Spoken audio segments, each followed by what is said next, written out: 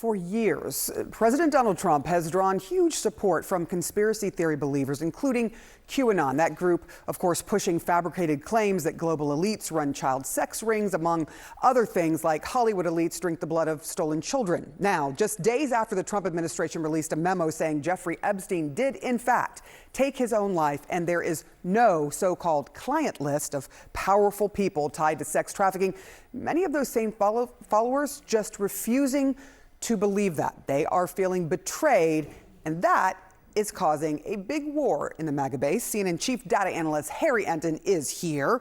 How much of Trump's 2020 support depended on conspiracy theory believing folk who came to his aid? They were definitely on his side, that was for sure. Yeah, Trump swam in the conspiracy theorist waters for years, and now finally the sharks in those waters are coming to try and get him. What are we talking about here? Well, let's talk about 2024, Harris versus Trump margin, right?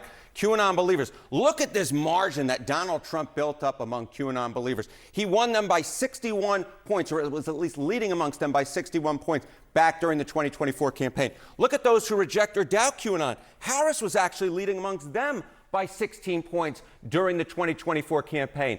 Donald Trump would not have won the presidency in 2024 if it were not for the backing of QAnon believers. That is a bottom line. That is a true statement. That is in the polling data. I'm curious what you saw in the primary and how they played a role in that as well. Yeah, okay. So, we talk about QAnon, but it's not just QAnon, a conspiracy theory in which Donald Trump has swum in those waters. How about the fact that Joe Biden didn't win the 2020 election legitimately? I mean, that is a conspiracy theory that Donald Trump has pushed for years. And of course, Joe Biden won that election legitimately. Choice for the 2024 GOP nominee. If Trump, okay, by belief that Biden's 2020 win was legit. Look at this. Donald Trump was only winning 16% of those voters, those Republican primary voters, who thought that Biden's win was legit. How about wasn't legit? This is why Donald Trump won the 2024 primary. It was because he won the great lion's share of those Republican primary voters who believed that Joe Biden did not win the 2024 election legitimately. So it wasn't just in the general election where Donald Trump benefited from conspiracy believers. It was the foundation of his campaign, the reason he was able to rise up from the dead back after 2020 and 2021 and be able to overcome January 6th. It was because he was able to convince his supporters within the Republican primary and within the Republican Party that Joe Biden's win back in 2020 was not legitimate. All right, so let's go all the way back to 2016. What role did conspiracy theorists play there in his primary base? Yeah, I mean, look, what was one of the big foundational beliefs of how Donald Trump rose up within the Republican ranks? It was pushing the conspiracy theory that Barack Obama was not born in the United States of America. So choice for 2016 GOP nominee by belief that Obama was born in the U.S. Look, Donald Trump back in September of 2015 was only pulling 27% of that vote. But look at this. If you believe that Barack Obama was foreign-born, he was getting 51% of that vote. So the bottom line is, Donald Trump, from the very beginning, has been pushing conspiracy theories over and over and over again, and he has benefited from them historically, and now finally it's coming back to actually bite him. The question is, will it fully bite him? Sometimes these things just sort of peter off. So we will see. I know you'll be watching. We'll be watching. All right, Harry Enten, thank you so much. Thank you. Appreciate it. Kate? And while CNN is reporting that President Trump is hoping that this uproar will die down, Democrats are leaning in, some seeming eager to expose these cracks that we're talking about here within Trump's MAGA base over the so-called Jeffrey Epstein files. House Minority Leader Hakeem Jeffries suggested yesterday that he may now support congressional action to force the release of documents related to Epstein, saying that the American people deserve to know the truth. Option one, they lied for years. Option two, they're engaging in a cover-up. At this point, it seems reasonable that can only be one of the two things. And so it's Congress's responsibility in a bipartisan way to ask the questions and try to get answers on behalf of the American people. Joining us right now is Democratic Senator Dick Durbin of Illinois. He is the top Democrat on the Senate Judiciary Committee. Senator, do you agree with Hakeem Jeffries on this? Do you now want to see the files released? Absolutely. Leader Jeffries is right. Either they misled the American people with this conspiracy theory for years, or they're covering it up now. I joined with Senator Chris Van Hollen from Maryland during the appropriations process last week. We offered an amendment together, and the amendment said that they should preserve the evidence of the Epstein investigation and release it to the American people. It passed by a voice vote. The Republicans didn't want a record vote on the issue, but it really gets to the bottom line. Let's let the American people see the truth.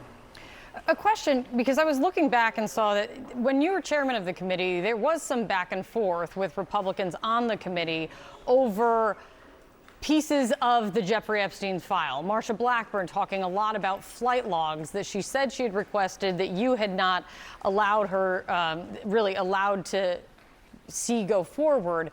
I guess my question is, it did not seem when you were chairman that you were pushing, as I hear you now say, then for the release of documents related to Jeffrey Epstein. Did something change for you?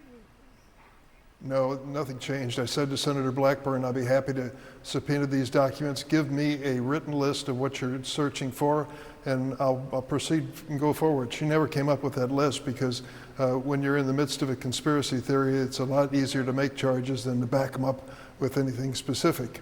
I've never been reluctant. The argument that Biden was concealing something during those 4 years was just plain wrong and false. Now we have these statements from Kash Patel and from Pam Bondi that they had some evidence on their desk waiting and so forth. Release it. Let's get to the bottom line. Don't be afraid to tell the American people the truth.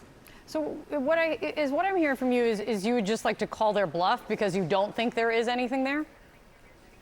That's exactly right. Either they have something and the American people should see it, or they have nothing and they got to face that embarrassment.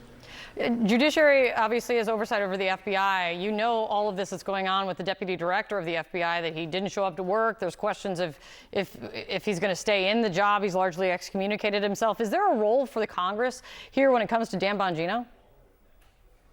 Well, whatever role we had has been eclipsed by the fact that there's a Republican majority that doesn't want to ask the hard questions. They put Mr. Bongino in this role. He has a totally political background, continues to. There's never been anyone in this position in history with that background that seemed to be okay with the Trump people for a long period of time.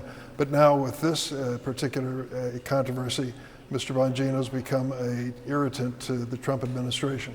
President Trump has been unable to quieten his base as the drama surrounding the late sex offender Jeffrey Epstein spirals. Sources tell CNN that Trump has privately urged his team to let the whole story die, but his MAGA base, it seems, simply refusing to let it go. Make some noise if you care about the Jeffrey Epstein scandal. He promised them, so he needs to do it. No matter who's on them, we need to release the Epstein files. I think they're going to maybe give us pieces and maybe not the whole thing and think that that's going to suffice, and I don't think people are going to be quiet about it. Well, that was a big event over the weekend in Florida. All of this comes after his own Attorney General Pam Bondi released a memo last week stating it had found no evidence that Epstein was murdered or that he even had a client list. Well, joining us now from Washington is CNN's Chief Legal Affairs correspondent, Paula Reed. The backlash comes after years of Trump and his loyalists pushing Epstein conspiracy theories. Paula, let's just remind our viewers. Have a listen. A lot of people think that he was killed. He knew a lot on a lot of people. He was killed. I think so? Yeah, I'd be inclined to do the Epstein. I'd have no problem with it. Seriously, we need to release the Epstein list. That is an important thing. Put on your big boy pants and let us know who the pedophiles are. I'm not ever going to let this story go because of what I heard from a source about Bill Clinton on a plane with Jeffrey Epstein. I'm not letting it go ever. Well, the deputy chief of the FBI has threatened to resign, and some of Trump's most loyal supporters are calling for Pam Bondi to step down. What do you make of all of this? And are there legal repercussions to not releasing the entirety of what U.S. authorities have on Epstein at this point?